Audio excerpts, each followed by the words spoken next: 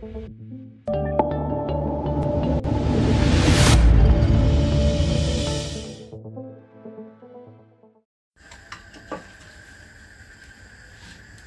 আলাইকুম। আজকে আমি রান্না করছি নলা মাছের মাথা কাটা দিয়ে মাছের ডাল।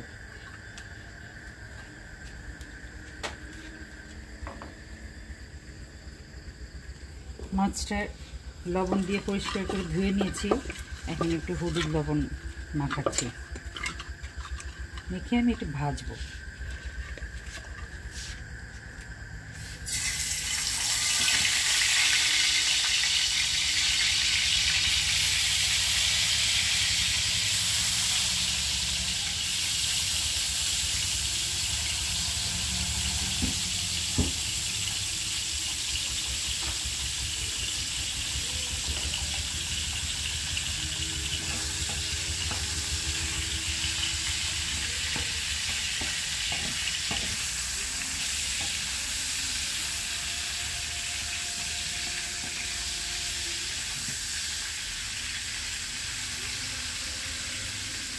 সত্যি সত্যি বন্ধু চুলা যেটা আমার মনে হয় খুবই কাজের, কারণ এই যে চুলা একদম ফু দিয়ে জ্বালাতে হচ্ছে না, আবার ফু দিয়ে মানে ধোঁয়ায় চোখ বন্ধ হয়ে যাচ্ছে না। এটা যে টেকনিকটা সেটা কাজের। এই এই যে নলটা এটা দিয়ে উপরে ধোঁয়া চলে যাচ্ছে। তো আমি তো কয়েকদিন ধরে রান্না করছি, তো আমার কাছে ভালোই লাগবে। এমনিতে একটু চুলা ধরাতে একটু প্রথম সমস্যা হয়, তারপরে আর কোনো অসুবিধা হয় না।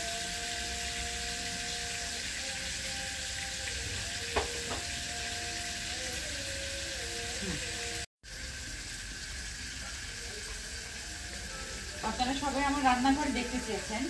এটা একদম ওই যে আমার বাড়ির পূর্ব দিকে এই দেয়ালটা আমি দেয়ালের সাহায্যে নিয়েছি। আর এই যে প্ল্যাটফর্মটা, উপর কাছে আসো, এই যে প্ল্যাটফর্মটা এখানে এখানে আমি বারবিকিউ করার একটা ফিক্স জায়গা করেছি। আর তারপরে প্ল্যাটফর্ম থাকলে তো সুবিধা হয় পাতিল টাতিল খাবার টাবার রাখতে। এটা আমার একটা গ্যাসের চুলা, সিলিন্ডারের চুলা। এই যে ক্যাবিনেটগুলো করা হয়েছে সেখানে হয়তো কিছু সামান্য হাঁড়ি পাতিল থাকবে। আর এটা হলো বন্ধু চুলা। এই এখানে পাশে আমার প্ল্যাটফর্ম, এই একটা সিঙ্ক, আর এই যে এখানে আরও কিছু। তো একদম খোলা। আমি জানি না ঝড় বাদলের দিনটা আমি পাই নাই। ঝড় বাদল যদি আমাকে অনেক বেশি মানে বিব্রত করে রান্না করতে গেলে, আমার এই জায়গাটাতে একটা টেবিল বসবে, টেবিলটা বানানো আছে, জাস্ট নিয়ে এসে বসাবো। তো অনেক কিছু বাকি আছে, কিছু গাছপালা ঝুলবে এখানে, ফুলের গাছ। আর এই যে দেয়ালটা, এই দেয়ালটার মধ্যে যে বেয়ে বেয়ে একরকম গাছ উঠেছে, ওগুলো লাগানো হয়েছে। এবং চতুর্দিকে অনেক বাগান বিলাস আছে, প্রায় 8টা বাগান বিলাস। সেগুলো চালের উপর উঠা দিব। এই তো আমার রান্নাঘর। আসলে সত্যিকার অর্থে এরকম খোলা পরিবেশ দেশে রান্না করা মানে একটা প্রাকৃতিক পাখির ডাক, ওপর থেকে শিমুল ফুল পড়ছে, এগুলো খুবই একটা আনন্দিত একটা সময় কাটে আমার। আমি একটু মাসকলার ডালের মশলাটা করি, রেডি করি। মাছের ডালের একটু জিরা দিলাম, তেজপাতা দিলাম, এখন পেঁয়াজ দিব। আমি মনে হয় একটু তেল পেঁয়াজ বেশি ব্যবহার করি। আমার মা খুব কম তেল পেঁয়াজে অনেক মজার তরকারি রাঁধতে পারেন। আবার আমার শাশুড়ি মানিকগঞ্জের মানুষ, উনি অনেক বেশি তেল পেঁয়াজ দুধ সব কিছু অনেক বেশি ব্যবহার করতেন।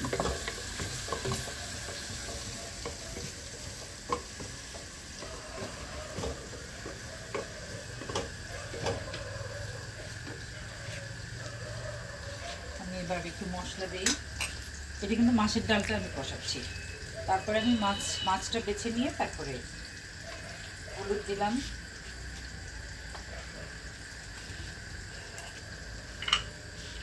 একটুখানি ধনিয়া,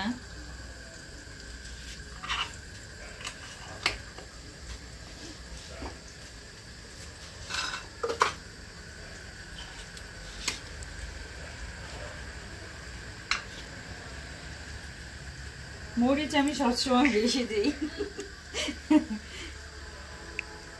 মাছের ডালে মরিচ বেশি না হলে মজা লাগে না।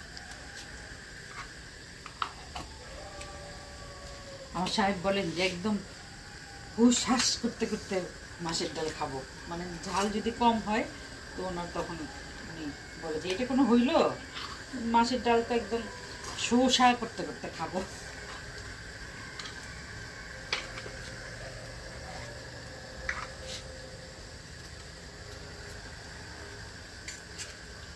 আদা বাটাটা খুব একটা দিব না এখানে, অল্প একটু 1 চিমটি ছড়ালাম।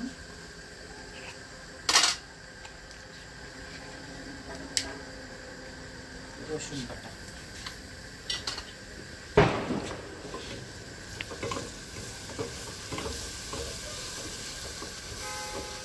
মশলাটা একটু দেখাও কাছে থেকে।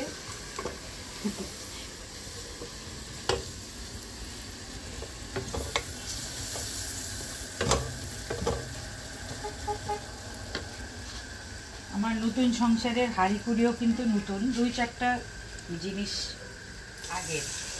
যেমন এই কড়াইটা আমার বড় বোন আমাকে দিয়েছিলেন, সেটা আমি শখ করে নিয়ে আসছি। এখন আমি এখানে মাছের ডালের গুঁড়াটা দিয়ে খুব তাড়াতাড়ি নাড়তে হবে, নাহলে দলা পেকে যাবে। আমি ইচ্ছা করলে পানি দিয়েও গুলিয়ে নিতে পারি, সেটাই করি। আমাকে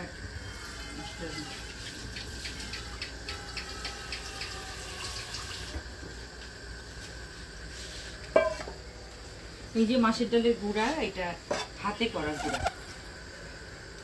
এগুলো আসলে মেশিনে হয়ও না। আমার এই মাপামাপির অভ্যাস নেই, যেটুকু ডাল মনে হলো আমার দেখা যাবে ঠিকই পারফেক্ট হয়ে গেছে।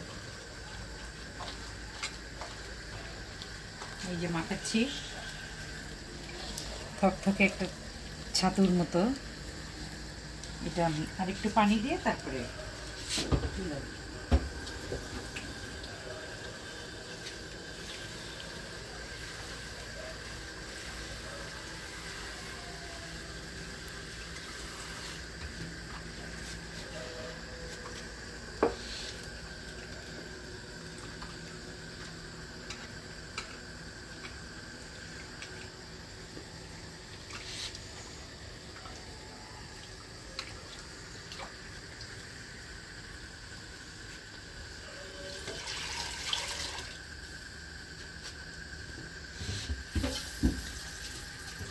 ফাইনালি এটাতে আরেকটু পানি দিতে হবে, আর এটা অনবরত নাড়তে হবে।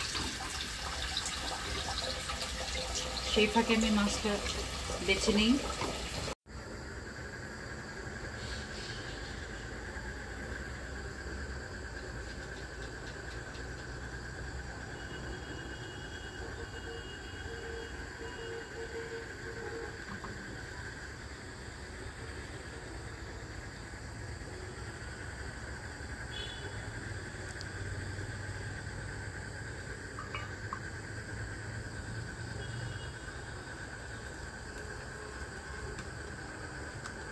মাছের ডাল বেশি সময় মানুষ টাকি মাছ, শোল মাছ এগুলো দিয়ে খায়,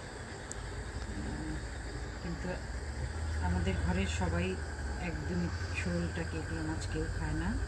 আমি খাই, আমি সবই খাই। এই জন্য আমি ওই যে ওনারা যে মাছ খান সেই মাছ আমি দিই।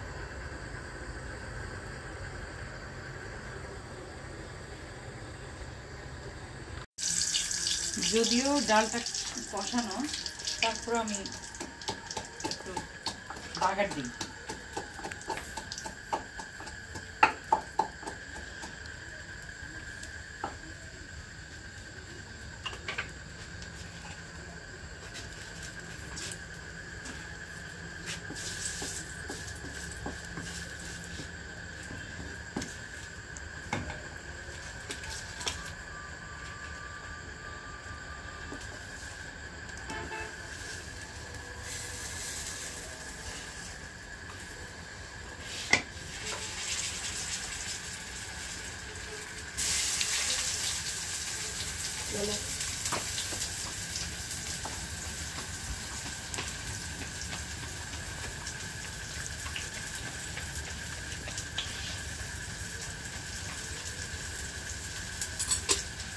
দিলাম রসুন আর শুকনো মরিচ।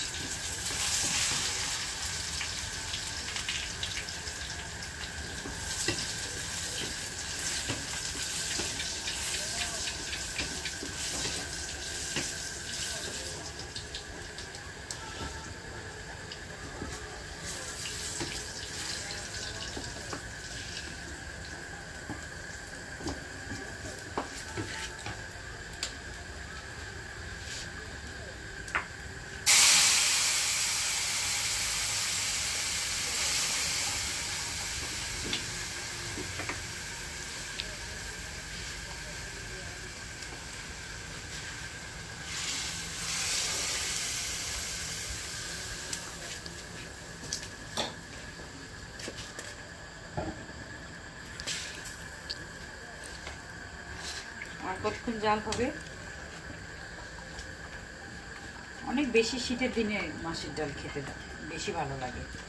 আরও মানে রাত্রে রান্না করে রাখলে সকালবেলা যখন একটু জমে থাকে ঠান্ডা, আমাদের দেশে বলে যে সর পড়া তরকারি কর করা ভাত। তো সর পড়া মাছের ডাল আর কর করা ভাত, তার সাথে যদি একটু মাছ টাছ থাকে তো সেরকম। মাছের ডালের মধ্যে আবার কেউ কেউ লাউও দেয়। তো সব মিলে এটা খুবই উপাদেয় একটা খাবার। মাছের ডাল পেট ঠান্ডা রাখে। যাই হোক, আপনারা চেষ্টা করে দেখবেন, অথবা সবাই হয়তো জানেন, এটা তো কোনো একদম আনকমন কোনো খাবার না। তো রেঁধে খাবেন। আল্লাহ আপনাদের ভালো রাখুন। আসসালামু আলাইকুম।